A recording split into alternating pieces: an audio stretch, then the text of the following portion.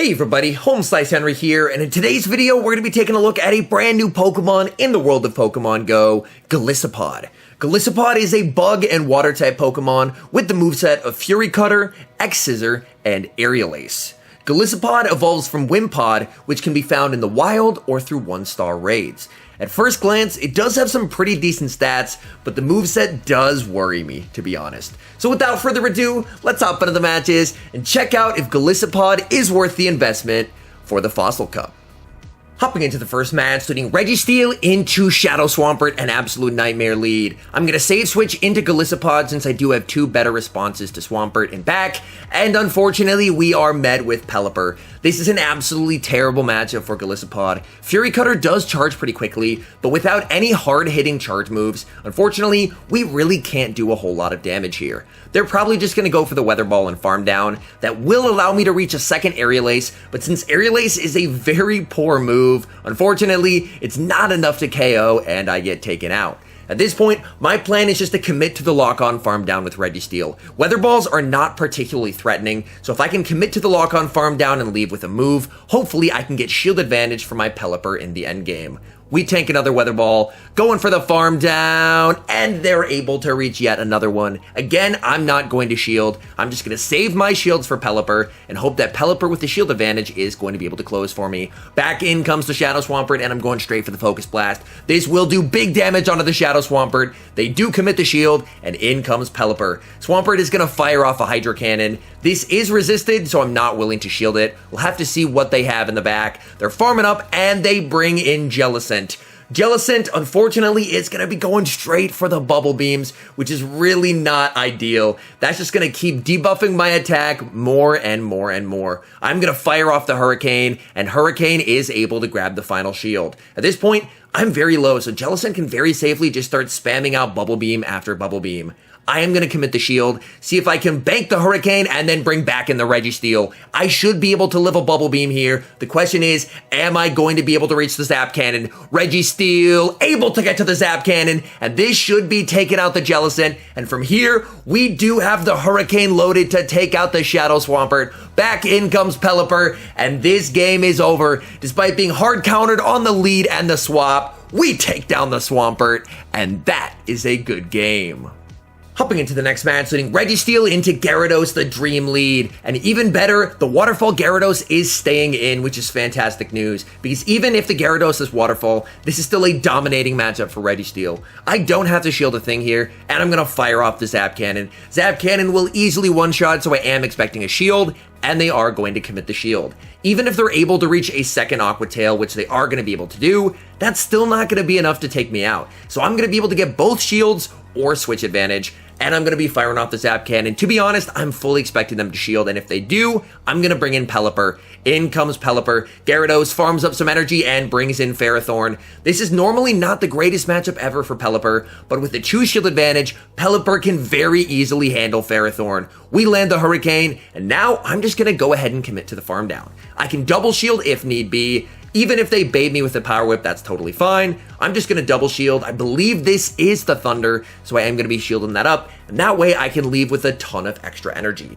And having this much energy should hopefully be incredibly useful in the endgame. Opponent is going to bring back in the Gyarados. I will slightly overfarm and then go for the Hurricane. Hurricane is going to be taking care of the Gyarados, and in the back, they have Berserker. I'm going to farm up with Pelipper, switch, and catch the foul play onto Golisopod. Now we have a Weather Ball stored for later, and we've absorbed the damage onto Golisopod. Unfortunately, Golisopod does not do particularly well in this matchup. I'm going to fire off the X-Scissor. X-Scissor, not the greatest move ever and resisted, so it's not going to be doing a whole lot of damage. I try and go for a second, but I end up losing CMP. But importantly, my opponent did not build up to the back-to-back, so I can safely bring in Pelipper and fire off the Weather Ball. Weather Ball taking down Berserker, and that is a good game. Hopping into the next match, picking up a rough lead, Registeel into Escavalier. I'm going to immediately save switch into the Golisopod as it is my soft counter to Escav. I'm going to be going for the Aerial Ace here, and this will do some solid neutral damage onto the Escav. Aerial Ace lands, they bank the energy, and they bring in Ferrothorn. This may actually be a matchup where I can try and make a play for switch advantage, and if I'm able to take switch advantage, I'm going to be able to align the Escav onto the Pelipper, and that is a way better matchup than going up against the Registeel. I fire off a second X-Scissor, they no shield, and at this point, it's looking like I can double shield and Fury Cutter down.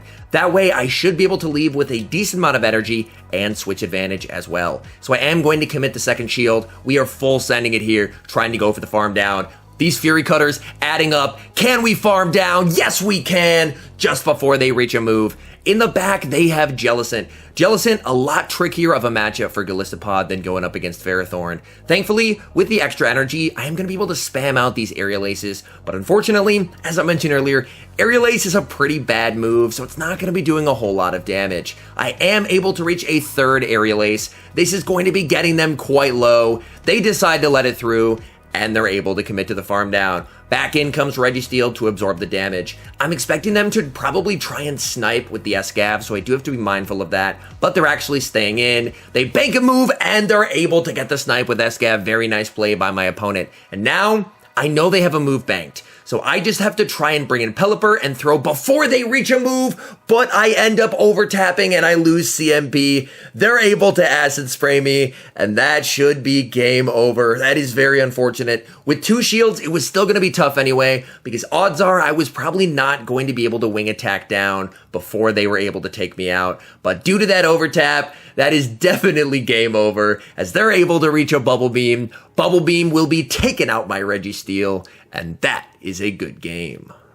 Hopping into the next match, letting Registeel into Lantern. I'm very happy to catch this on the lead, because that should hopefully mean that Pelipper will have a lot of play in the endgame. So I'm going to stay in here and play it out. They're going straight for the Thunderbolt. That is totally fine. I don't have to shield a Thunderbolt. It doesn't do a whole ton of damage, and then I'm going to fire back with the Zap Cannon. They don't have to shield either, but it's going to do quite a lot of damage. Registeel farming up. This time I'm going to be going for the Focus Blast, and I'm able to get there. I'm really hoping they decide to let this go, but they do commit the shield. That's unfortunate. I'm going to keep farming up and hope that they make the mistake of going for a Thunderbolt, as it would not be enough to KO, but they do go for the Hydro Pump, and they're able to get the farm down as well. I'm going to bring in Golisopod, and at this point, I'm just going to trust in Pelipper. They have a hard counter to Pelipper on the lead, so hopefully that means they're weak to Pelipper in the back. So I'm just going to give Pelipper a shield advantage and hope that that's enough to carry me to victory here. Golisopod able to farm down. In comes Pelipper. They have their own,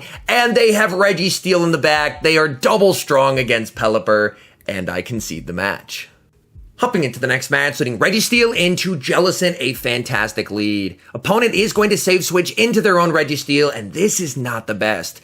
I don't have a great response to Registeel in the back, so I really do have to stay in here. I'm going to fire off the Focus Blast, and they will commit the shield. Since they were forced to switch into the mirror match, I should have a small energy lead that should allow me to do pretty well here. I am just going to fire off these Focus Blasts as soon as I get them. Focus Blast doesn't quite one-shot, but it will do massive damage if it lands. Focus Blast, able to land, and they fire back with another. Unfortunately, I don't think this is lock-on farm down range, so I'm going to try and catch the next Focus Blast onto Golisopod.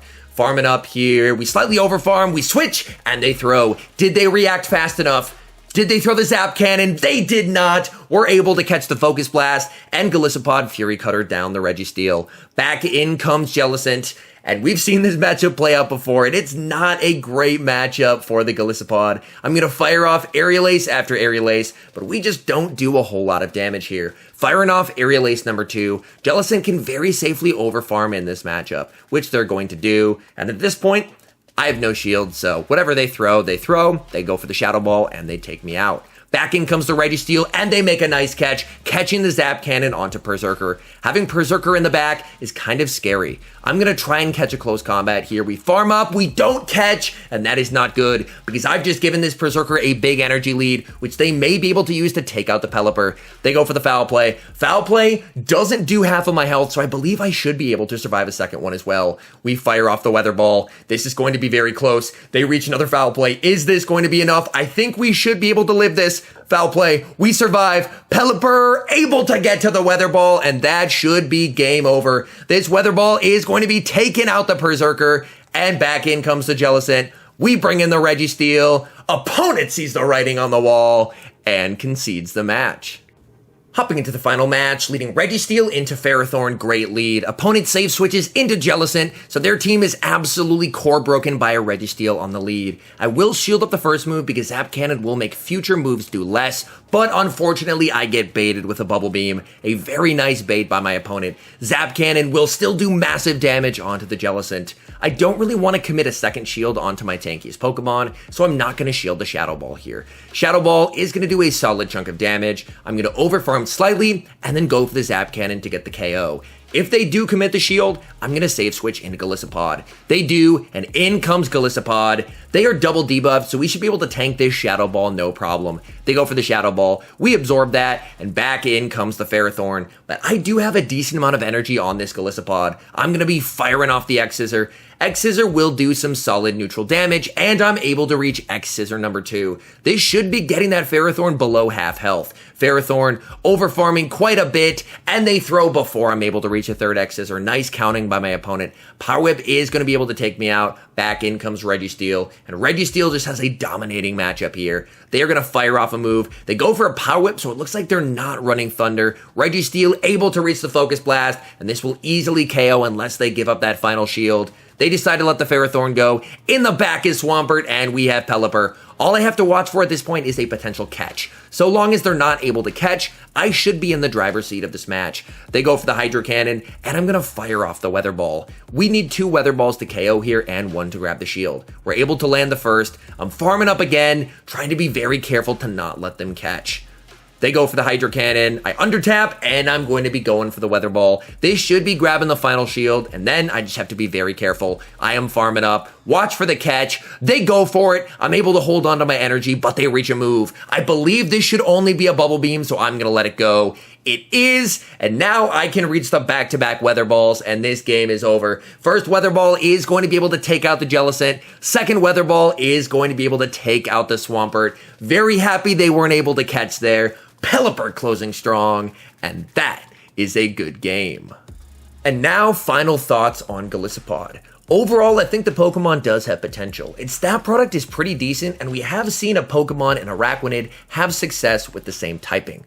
What's currently holding it back is the moveset. Fury Cutter, pretty decent fast move, generates energy very quickly, but with X-Scissor and Aerial Ace as the options, you just don't really have a hard-hitting stab move that you could take advantage of that quick energy generation. So unfortunately, it just gets out-damaged in a lot of situations. So Golisopod, for the current moment, this is a Pokemon you can safely avoid building and save your Stardust. Anyways, thank you guys so much for watching. If you're enjoying the content, make sure to leave a like and subscribe to the channel if you haven't. And a special thank you, as always, to our members here on YouTube. The support you guys provide is absolutely incredible. So thank you guys oh so very much. And until next time, I've been HomeSliceHenry.